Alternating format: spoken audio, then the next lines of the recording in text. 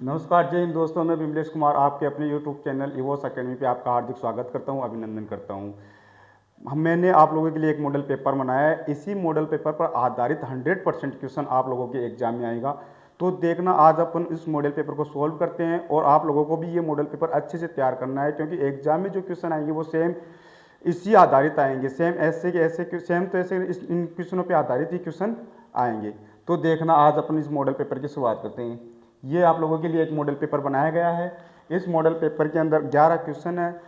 इसी क्वेश्चनों पे आधारित संख्याएं थोड़ी बहुत चेंज हो सकती है, बाकी क्वेश्चन ऐसे के ऐसे ही आएंगे। तो देखना, आज अपन इस मॉडल पेपर को हल करते हैं। मॉडल पेपर का पहला क्वेश्चन क्या है? इसी मॉडल पेपर का पहला क्वेश्चन है कि निम्न में से कौन सा कथन सही है या गलत। अपने पास में एक ऑब्जेक्टिव क्वेश्चन है। ऑब्जेक्टिव क्वेश्चन में अपने को बताना है कि निम्न में से कौन सा कथन सही है या गलत है। अपने को 4 ऑप्शन दे रखे हैं। तो पहले क्वेश्चन में अपने को यह बताना है कि कौन सा ऑप्शन सही है या गलत है। तो पहला क्वेश्चन क्या दे रखा है कि HCF AB गुणा LCM AB। तो देखना, HCF एक फॉर्मूला होता है। HCF दो संख्याओं का, ये AB क्या है अपने पास में, कोई भी दो संख्या हो सकती है। तो उन्हीं दो संख्याओं का HCF गुणा LCM, उन्हीं दोनों संख्याओं का LCM। अगर दोनों का दोनों गुणा हो तो ये दोनों किसके बराबर होती है? दोनों संख्याओं के गुणनफल के बराबर होती है। आई बात कुछ समझ में? HCF गुणा LCM किसके बराबर होता है? दोनों संख्याओं के गुणनफल के बराबर होता है। तो HCF AB गुणा LCM AB का मान किसके बराबर हो जाएगा? A गुणा B का मान, जहां A और B क्या है? दोनों संख्याएं हैं। क्या है? दोनों संख्याएं हैं। तो इसका ऑप्शन क्या हो जाएगा अपने पास में? A गुणा B कहाँ पे है? Option number B. तो ऑप्शन नंबर बी इसका राइट आंसर हो जाएगा। देखते हैं नेक्स्ट क्वेश्चन। इसी के अंदर नेक्स्ट क्वेश्चन क्या है अपना कि बिंदु 3 और 4 की एक्स अक्ष से दूरी बताओ। किसकी बतानी है? बिंदु 3 और 4 की एक्स अक्ष से दूरी बतानी है। तो एक्स अक्ष से दूरी कौन सी होगी? जो y का निर्देशांक होगा वो एक्स अक्ष से दूरी होगी, जो x का निर्देशांक होगा वो y अक्ष से दूरी होगी। तो अपने को किससे दूरी पूछी है? एक्स अक्ष से। तो एक्स अक्ष से दूरी क्या होगी?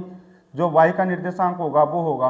तो y का निर्देशांक क्या है? ये x का निर्देशांक है और ये y का निर्देशांक है। तो y का निर्देशांक कितना है? 4। तो x अक्ष से दूरी कितनी हो जाएगी इसकी?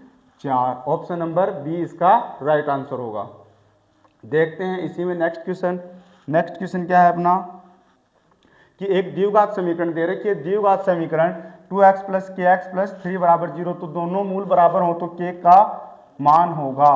आप लोगों को पता होना चाहिए कि जब किसी द्विघात समीकरण के दोनों मूल बराबर हो तो उसके लिए क्या कंडीशन होती है। तीनों कंडीशन यहाँ पे बताता हूँ।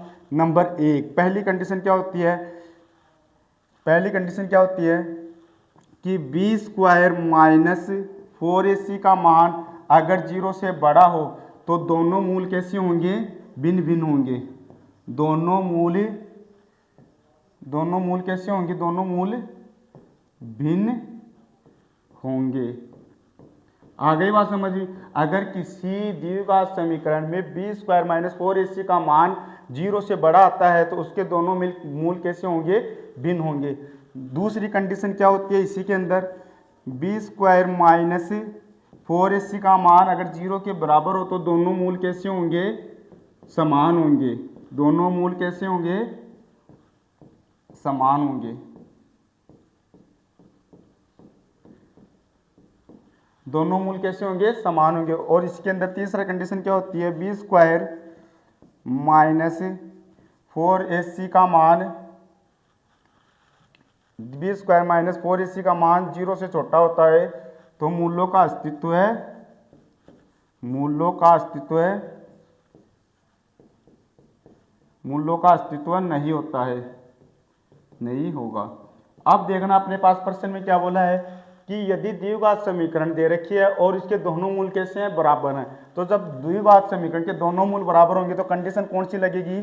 कंडीशन अपने पास में ये लगेगी b² - 4ac = 0। तो b² - 4ac = 0 रख के देखेंगे तो देखना, द्विघात समीकरण क्या है अपने पास? 2x² + kx + 3 = 0। तो इसके अंदर देखना a बराबर तो कितना है अपने पास? जो x² के साथ जो मान है वो a का मान है, जो x के साथ जो मान है वो b का मान है, और जो बच गया वो किसका मान है? c का मान। तो a बराबर तो जाएगा 2, b बराबर क्या हो जाएगा? k, और c बराबर क्या हो जाएगा? 3। और अपने पास में कंडीशन क्या दे रखी है कि दोनों मूल बराबर है। तो जब दोनों मूल बराबर होंगे तो क्या होगा, बी स्क्वायर माइनस 4ac बराबर 0। तो इसमें मान रख देंगे बी की जगह कितना रख देंगे के, तो ये तो हो जाएगा के का स्क्वायर माइनस 4 गुणा एक का मान कितना है 2 और सी का मान कितना है 3। तो यहाँ से इसको सोल्व करेंगे, हल करेंगे तो क्या जाएगा के स्क्वायर माइनस 4 दूनी 8 और 8 तिया 24। तो के स्क्वायर माइनस 24 बराबर 0। के स्क्वायर बराबर क्या आ जाएगा 24 और यहाँ से के का मान क्या निकल के आ जाएगा अंडर रूट 24 या फिर क्या आ जाएगा यहाँ से अंडर रूट 24 या फिर इसको और सोल्व करेंगे तो क्या लिख सकते हैं 2 रूट 6 लिख सकते हैं इसको। तो इसका आंसर क्या आ जाएगा 2 रूट 6 आ जाएगा। आ गई इतनी बात समझ में। देखते हैं इसी का नेक्स्ट क्वेश्चन। नेक्स्ट क्वेश्चन क्या है कि वर्त तथा उसकी स्पर्श रेखाओं के उभयनिष्ठ बिंदु को क्या कहते हैं। वर्त तथा उसकी स्पर्श रेखा, देखना ये कोई वर्त अपने पास में, ये कोई वर्त है और स्पर्श रेखा की क्या डेफिनेशन होती है। अगर वर्त के किसी एक बिंदु को कोई रेखा प्रतिच्छेद करती है तो वो रेखा कैसी रेखा होती है, स्पर्श रेखा होती है। मान लो ये कोई वर्त का कोई बिंदु है और इस पे इस एक बिंदु पे ये रेखा इसको प्रतिच्छेद कर रही है, तो ये रेखा तो कैसी रेखा हो गई, इस रेखा को तो बोलेंगे स्पर्श रेखा, इस रेखा को तो बोलेंगे स्पर्श रेखा। और ये बिंदु है जिस बिंदु पे ये प्रतिच्छेद करता है, इस बिंदु को क्या बोलते हैं स्पर्श बिंदु। क्या बोलते हैं स्पर्श बिंदु। तो रिक्त स्थान में क्या आ जाएगा, यहाँ पे बिंदु को क्या बोलते हैं स्पर्श बिंदु। क्या आ जाएगा स्पर्श बिंदु। देखते हैं नेक्स्ट क्वेश्चन की तरफ चलते हैं। नेक्स्ट क्वेश्चन क्या है कि दो रेखाएं निम्न समीकरण इतने और इतने द्वारा निरूपित की गई है, तो क्या सरल रेखाएं एक दूसरे को काटेंगी। क्या सरल रेखाएं, दो रेखाएं दे रखी हैं और दोनों रेखाओं के बारे में अपने को पूछा है कि क्या ये दोनों रेखाएं एक दूसरे को काटेंगी। तो इसी में भी आप लोगों को 3 कंडीशन बता रखी है। 3 कंडीशन क्या है, जब अपने पास में ये दो रेखाएं दे रखी हों a1x plus b1y plus c1 बराबर 0 और एक रेखा दूसरी रेखा दे रखी है a2x plus b2y plus c2 बराबर 0। जब अपने पास में ये दो रेखाएं दे रखी हों और दोनों रेखाओं में 3 कंडीशन बनती है। एक कंडीशन तो क्या होती है कि a1/a2 बराबर b1/b2 बराबर c1/c2। अगर ये तीनों मान बराबर हैं तो रेखाएं क्या होंगी, तो रेखाएं कैसी होंगी समपाती होंगी। तो रेखाएं कैसी होंगी समपाती होंगी। अगर दूसरी कंडीशन है यदि a1/a2 करते हैं b1/b2 करते हैं और c1/c2 करते हैं तो रेखाएं कैसी होंगी नॉट इक्वल। अगर a1/a2 not equal, b1/b2 not equal और c1/c2 तो रेखाएं कैसी होंगी, तो रेखाएं प्रतिच्छेद, तो रेखाएं प्रतिच्छेद करेंगी। और एक कंडीशन और बताई थी, तीसरी कंडीशन क्या बताई थी, यदि a1/a2 बराबर b1/b2 नॉट इक्वल c1/c2 तो रेखाएं कैसी होंगी, तो रेखाएं समांतर होंगी। ये 3 कंडीशन होती है। अब देखो क्वेश्चन की तरफ चलते हैं। अपने को क्वेश्चन में कौन कौन सी रेखाएं दे रखी हैं। एक रेखा तो दे रखी है 2x प्लस 4y बराबर 4। इसको क्या लिख सकते हैं 2x प्लस 4y, ये 4 को बराबर के इधर लेके आएंगे, किसका हो जाएगा माइनस का बराबर 0। इसको नाम दे देंगे इक्वेशन नंबर 1। दूसरी रेखा क्या दे रखी है अपने को 2x प्लस 4y बराबर, इस 12 को बराबर के इधर लेके आएंगे तो किसका हो जाएगा माइनस का। ये हो जाएगी इक्वेशन नंबर 2। अब बस करके देखेंगे। अगर अपने को प्रश्न में क्या बोला, क्या सरल रेखाएं एक दूसरे को काटेगी। अगर a1/a2 b1/b2 और c1/c2 करते तीनों के तीनों मान अगर बराबर नहीं आते हैं तब तो ये रेखाएं क्या करेंगी एक दूसरे को काटेंगी। अगर बराबर आ जाते हैं तो ये रेखाएं क्या होंगी फिर समपाती होंगी। तो देखते हैं a1 का मान देखते हैं हम इक्वेशन नंबर 1 से। a1 बराबर कितना, जो अक्ष के साथ जो मान है वो a1 का मान है v1 कितना है, जो y के साथ जो मान है इक्वेशन नंबर 1 में वो v1 का मान है, और जो बच गया वो किसका मान है, c1 का मान है -4। a2 का मान कितना है, जो इक्वेशन नंबर 2 में देखो जो x के साथ जो मान है वो a2 का मान है, जो y के साथ जो मान है वो b2 का मान है, और जो बच गया है वो किसका मान है, c2 का मान है। तो a1 बट्टे a2 करते हैं, a1 बट्टे a2 करते हैं तो 2 बट्टे 2 बराबर 4 बट्टे 4 बराबर -4 बट्टे -12 -4 बट्टे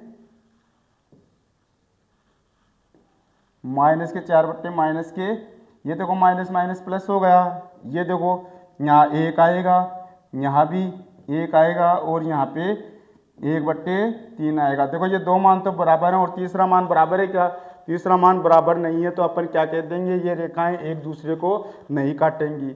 काटने की क्या कंडीशन होती है, अगर ये तीनों के तीनों मान बराबर नहीं आते तो ये रेखाएं क्या बोल देते हैं, एक दूसरे को काटेंगी। लेकिन ये देखो ये कंडीशन, इस कंडीशन के अनुसार ये काम नहीं कर रहा है। इसमें कंडीशन कौन सी बन रही है, थर्ड नंबर वाली बन रही है, तो ये रेखाएं एक दूसरे को काटेंगी तो नहीं, लेकिन ये रेखाएं एक दूसरे क्या होंगी, समांतर होंगी।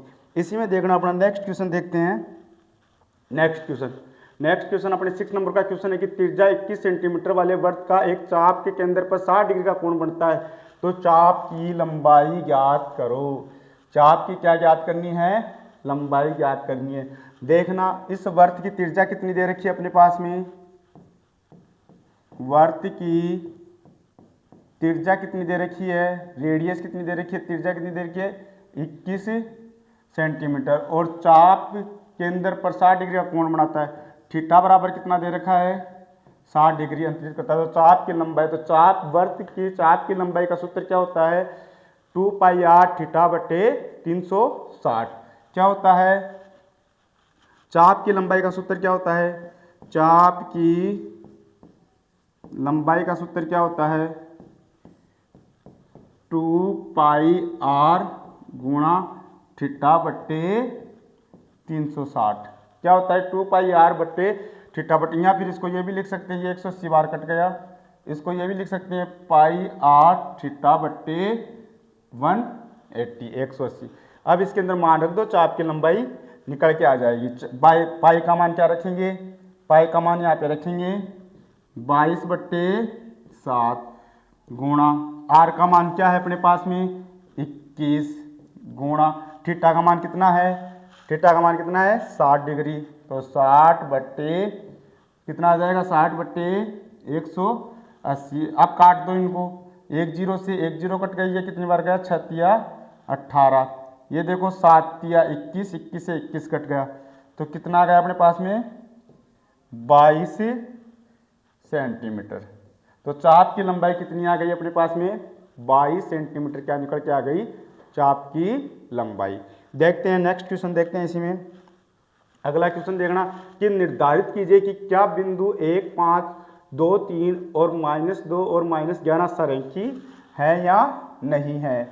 अपने पास में 3 निर्देशांक दिए हुए हैं, 3 बिंदु दिए हुए, और अपने को बताना है कि संरेखी है या नहीं है। सबसे पहले संरेखी का पता होना चाहिए। संरेखी का क्या मतलब होता है कि नी भी दो बिंदु के मध्य की लंबाई का योग तीसरी लंबाई के योग के बराबर होता है। देखते हैं सबसे पहले दूरी का क्या सूत्र होता है, दूरी का सूत्र होता है दो बिंदुओं के मध्य दूरी का सूत्र होता है, दो बिंदुओं के मध्य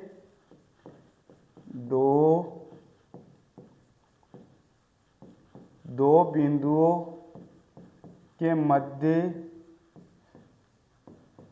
की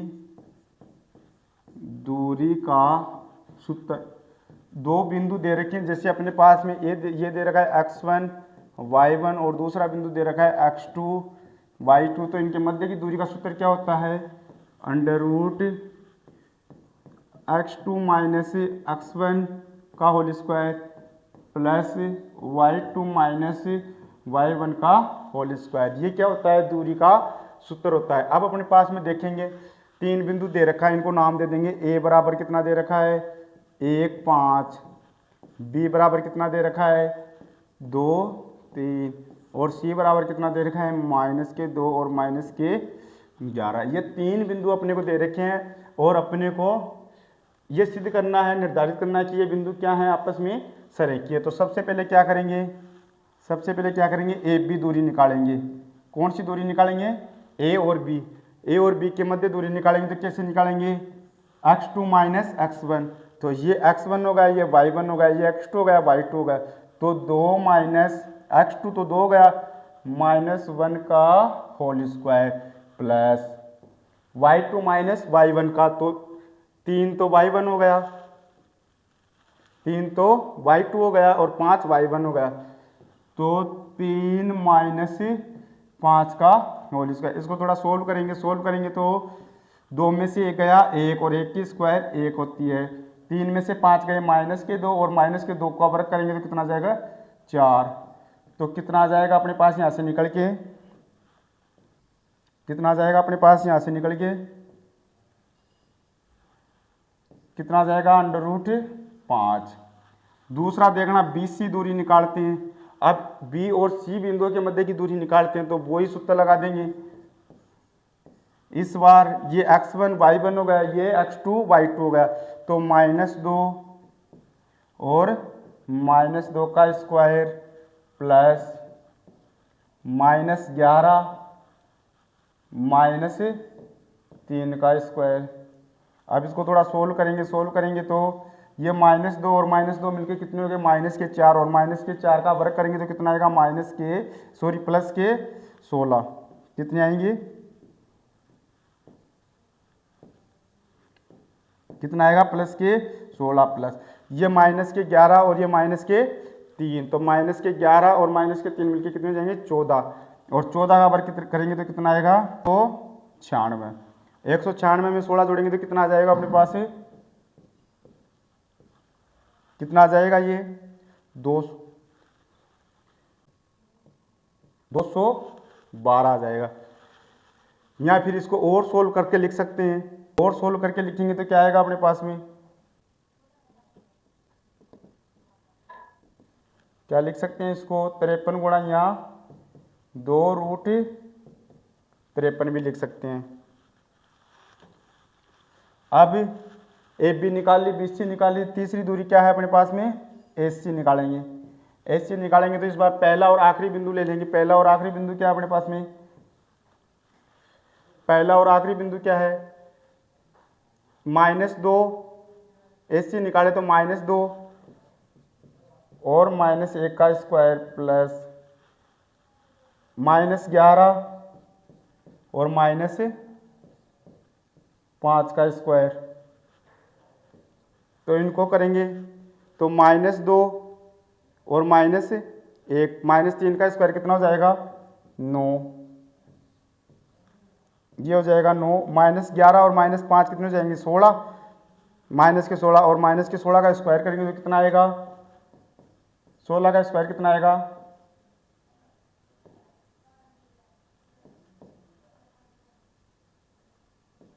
कितना जाएगा, 256। इनको जोड़ेंगे तो कितना आएगा, 256 में 9 जोड़ेंगे कितना आएगा, 265। AC का मान कितना आ गया, 265। अब देखो संरेखी होने के लिए क्या क्या प्रतिबंध होता है, किन्हीं भी दो बिंदुओं का योग तीसरे बिंदु के क्या होना चाहिए, बराबर। तो ये देखो, ये किन्हीं भी दो भुजाओं की दूरियों का मध्य का योग तीसरी भुजा के योग के बराबर है क्या, नहीं है। तो अपन यहाँ लिख देंगे कि यह बिंदु संरेखी नहीं है। तो बिंदु संरेखी नहीं है।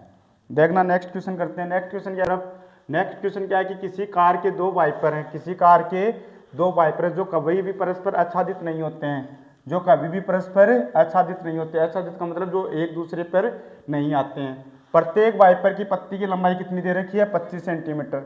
और जो कोण है उनके मध्य कोण कितना दे रखा है, 115 डिग्री तक घूमकर सफाई करता है। तो पत्तियों की प्रत्येक बुआर के साथ जितना क्षेत्रफल साफ होता है वह क्षेत्रफल ज्ञात करो। सबसे पहले देखेंगे यहाँ पे जो वाइपर की लंबाई है उसकी कितनी वाइपर की लंबाई कितनी दे रखी है, वाइपर की पत्ती की लंबाई कितनी दे रखी है,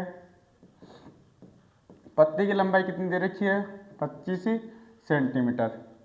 और जो वो वाइपर है वो किस तरीके से साफ करता है शीशे को, एक त्रिज्याखंड के रूप में साफ करता है। कैसे साफ करता है देखना। इसे वाइपर ऐसे ही तो चलता है, वाइपर ऐसे ही तो चलता है, ऐसे चलता है तो ये त्रिज्याखंड के रूप के अंदर साफ करता है। तो ये कोण तो कितना हो गया 25, ये कोण तो हो गया अपना, ये कोण तो हो गया अपना 115 डिग्री, और ये इस पत्ती की लंबाई कितनी है 25 सेंटीमीटर। जो वाइपर है, जो वाइपर है, वाइपर त्रिज्याखंड के रूप में साफ करता है। तो जब त्रिज्याखंड के रूप में वाइपर शीशे को साफ करता है तो त्रिज्याखंड का क्षेत्रफल का सूत्र लगा देंगे। त्रिज्याखंड का क्षेत्रफल का सूत्र क्या होता है, अतः त्रिज्याखंड के क्षेत्रफल बराबर क्या हो जाएगा, पाई आर स्क्वायर थीटा बट्टे 360।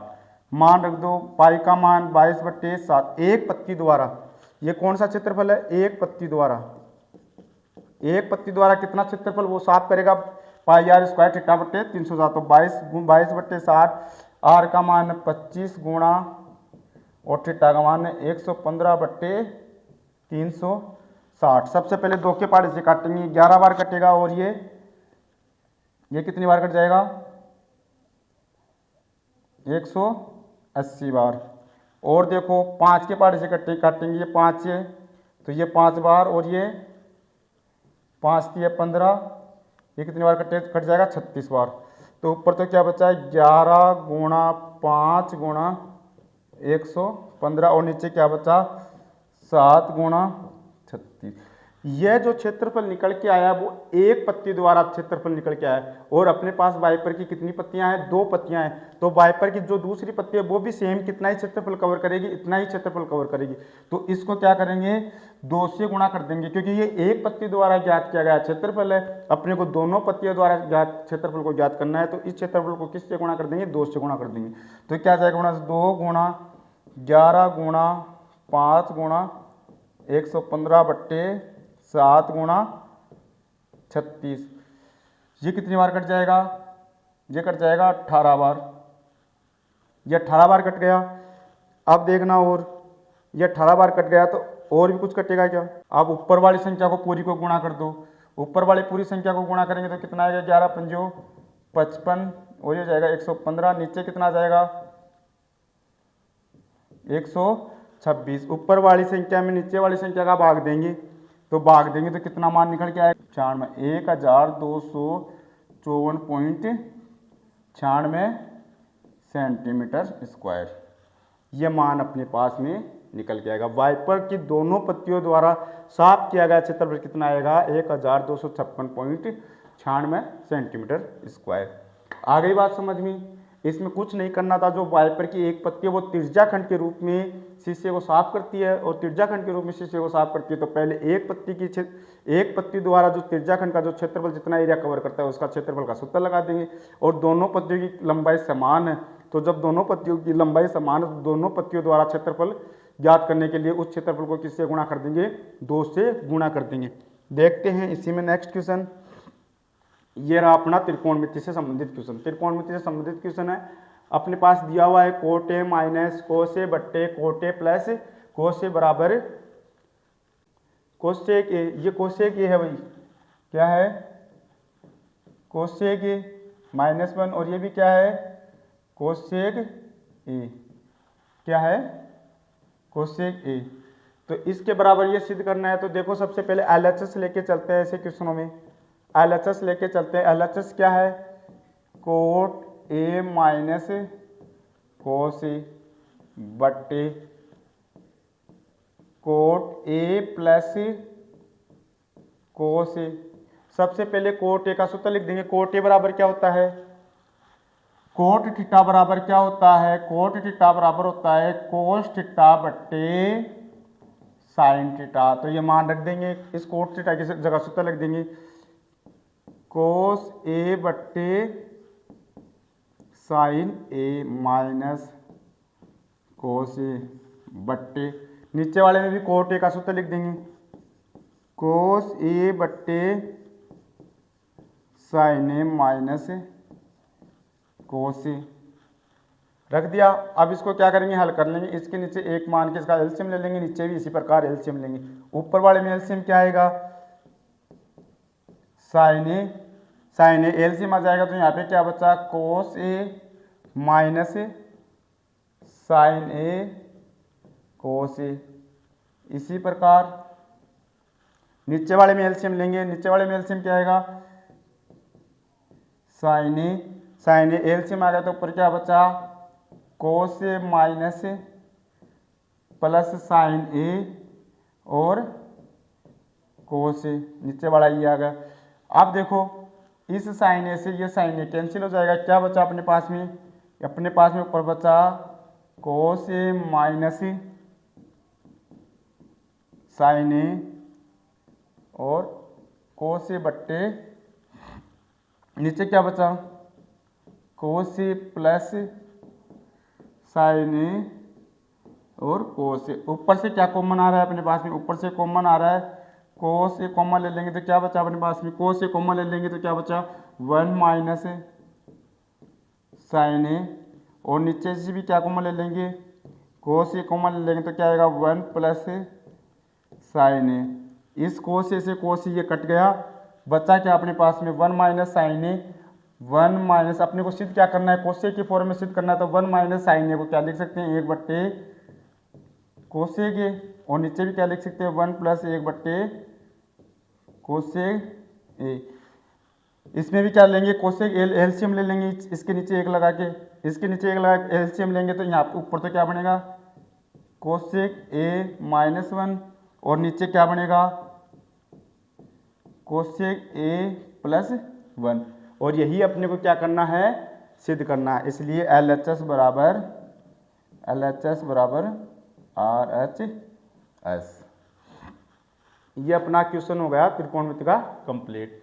देखते हैं इसी में अपना नेक्स्ट क्वेश्चन है कि किसी स्कूल की कक्षा 10 में 51 लड़कियों की ऊंचाई का एक सर्वेक्षण किया गया और निम्नलिखित आंकड़े प्राप्त किए गए, तो उसका क्या ज्ञात करना है, माध्य का फॉर्मूला आप लोगों को पता होना चाहिए। माध्य का फॉर्मूला क्या होता है, L plus n/2 minus CF बट्टे F गुणा H, ये होता है माध्यक निकालने का फॉर्मूला। तो अपन इसके अंदर पहले CF निकालेंगे, CF का मतलब होता है संचयी बारंबारता।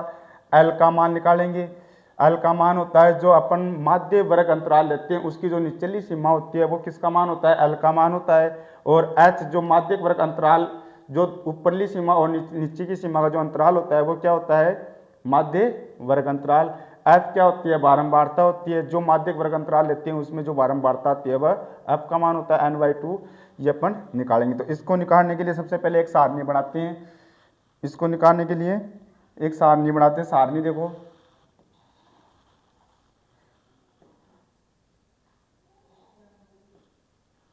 इसको निकालने के लिए एक सारणी बनाते हैं। ये अपनी बन गई एक सारणी। सारणी में सबसे पहले क्या दे रखी थी अपने को, ऊंचाई। सबसे पहले क्या दे रखी थी, ऊंचाई। सबसे पहले अपने को ऊंचाई दे रखी थी। तो ऊंचाई क्या क्या दे रखी थी, 140 से कम, 140 से 145, 140 से 145, 145 से 150, 150 से 155, 155 से 160 और 160 से 165। उसके बाद में अपने पास संख्या दे रखी। संख्या का मतलब होता है लड़कियों की संख्या दे रखी थी, मतलब बारंबारता दे रखी थी। बारंबारता कितनी दे रखी थी, 4, 11, 29, 40, 46, 51। 4, 11, 29, 40, 46 और 51। ये अपने को क्या दे रखी थी, बारंबारता। तो इसकी अपन क्या ज्ञात करेंगे, सबसे पहले संचयी बारंबारता ज्ञात करेंगे, CF ज्ञात करेंगे। इसको क्या बोलते हैं, संचयी बारंबारता। संचयी बारंबारता कैसे ज्ञात करते हैं, ये जो फ्रीक्वेंसी होती है, बारंबारता होती है, ये ऊपर वाला तो ऐसा कैसा जाएगा। अब क्या आएगा, 11 + 4 15, 15 + 29 44 44 44 प्लस 40 84 84 प्लस 46 130 और 130 प्लस 51 कितने हो गए 181। ये अपने पास संचयी बारंबारता आ गई। अब अपने पास माध्यक निकालने का सूत्र क्या होता है? माध्य का सूत्र क्या होता है? L plus n/2 minus CF बट्टे F और गुणा H। यहाँ पे देखना पर्सन में अपने को n बराबर कितना दे रखा है 51, तो n/2 कितना हो जाएगा?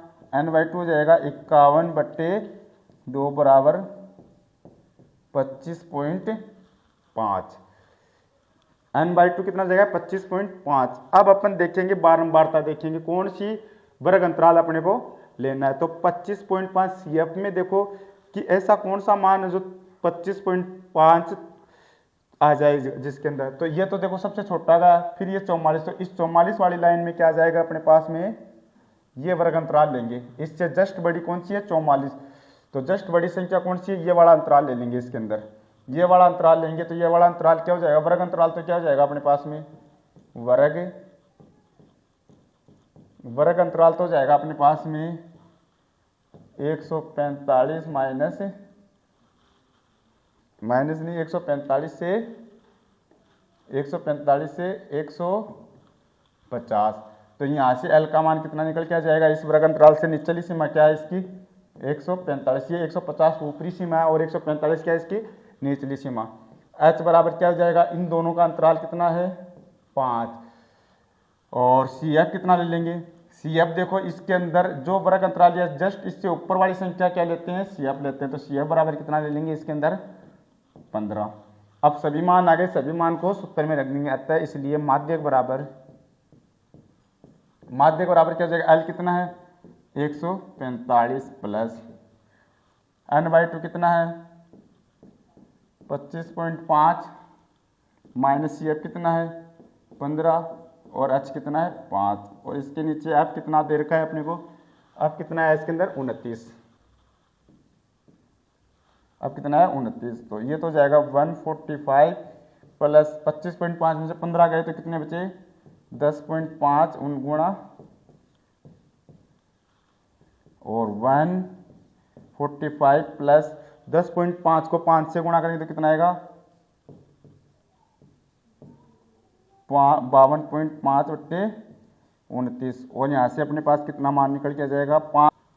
29 का भाग देंगे तो कितनी बार जाएगा? 29 एकम 29 81। अब 145 में 1.81 जोड़ेंगे तो कितना आएगा? लगभग मान इसका 146.81 इसका क्या आ जाएगा? माध्यक आ जाएगा। आ गई इतनी बात समझ में? ये हो गया माध्यक। देखते हैं इसका नेक्स्ट क्वेश्चन, देखते हैं नेक्स्ट क्वेश्चन। निम्नलिखित सारणी में 35 नगरों की साक्षरता दर प्रतिशत दर्शाती, तो माध्य साक्षरता दर ज्ञात कीजिए। तो माध्य निकालना है, माध्य निकाल लेंगे। माध्य निकालने के लिए सबसे पहले एक सारणी बनाते हैं। सारणी में देखो तो साक्षरता दर है वो कितनी दे रखी है? 45 से 55। उसके बाद में क्या दे रखा है? 55 से 65। यहाँ से 55 से 65, फिर 65 से 75, फिर 75 से 85, फिर 85 से 95। यहाँ पे नगरों की संख्या यहाँ बारंबारता संख्या कितनी दे रखी है? 3, 10, 11, 8 और 3। यहाँ से अपन x का मान निकालेंगे। x का मान कितना आ जाएगा? जो 45, x का मान कैसे निकालते हैं? x बराबर 45 प्लस 55 जोड़ के 2 का भाग लगा दो तो कितना आ जाएगा? यहाँ पे 100 बट्टे 2 बराबर कितना आ जाएगा? 50। तो x का मान कितना आ जाएगा? यहाँ से x का मान निकालेंगे तो एक्स का मान कितना आएगा, यहाँ पे एक्स का मान कितना जाएगा 50, यहाँ पे कितना जाएगा 60, यहाँ पे कितना जाएगा 70, यहाँ पे कितना जाएगा 80 और यहाँ पे कितना जाएगा 90। सभी के मान ऐसे कैसे निकाल लेंगे। अब अपने पास माध्य निकालने का क्या सूत्र होता है, माध्य निकालने का सूत्र होता है सिग्मा एफ एक्स बट्टे सिग्मा एफ। तो इसका योग करो, इसका योग करेंगे 10 और 3, पहले एफ एक्स निकाल लेंगे। एफ एक्स क्या आएगा इसका, एफ एक्स बराबर तो क्या जाएगा 150, 600, 77 और ये 270। सबसे पहले एफ निकालेंगे, आप सिग्मा एफ निकालेंगे। सिग्मा एफ कितना हो जाएगा 10 से 3 13, 13 और 1 14, 14 और 10 24, 24 और 8 32, 32 और 3 35। इसको जोड़ेंगे, इसको जोड़ेंगे कितना आएगा 0, 5 और 7 12, 12 और 7 12 और 4 16, 16 और 7 16 और 7 कितने थे 23, 6 1 7 7 7 14 7 21 22 23 24। तो कितना जाएगा 24 30। कितना मान निकल के आएगा यहाँ से 24 30। अतः माध्य बराबर होगा, इसलिए माध्य बराबर हो जाएगा सिग्मा एफ एक्स कितना आ गया अपने पास में 24 30 और सिग्मा एफ बारंबारताओं का योग कितना है 35। तो 35 है तो सबसे पहले 5 का भाग देके इसको थोड़ा हल कर लेते हैं। यह आ जाएगा नीचे तो 7, 5 के पहाड़े से और ऊपर 5 चौका 20, 8 पंजे 40 30। अब इसमें 7 का भाग देंगे तो कितना आएगा 7 एकम 42, 63 चौको 69.4। इसका क्या आ जाएगा